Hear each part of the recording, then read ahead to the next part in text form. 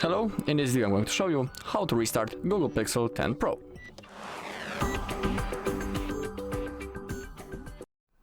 Okay, so we have two methods how we can restart this device. The first method is a simple reboot using the power menu. This method is of course recommended when we have access to the device and when it's responsive. To do it we need to launch the power menu, and we do it by clicking the power button and volume up button at the same time, just like that.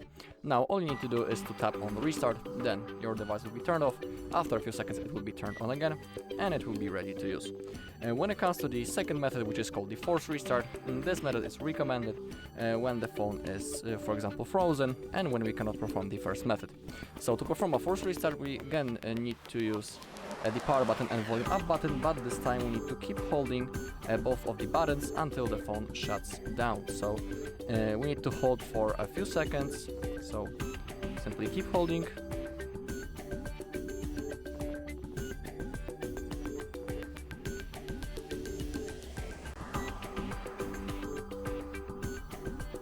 Okay, when the screen goes black we can release our fingers and within a few seconds the device will be ready to use. Alright, that's all in this video. Thank you all for watching. If you found this video helpful, please leave a like, comment and subscribe.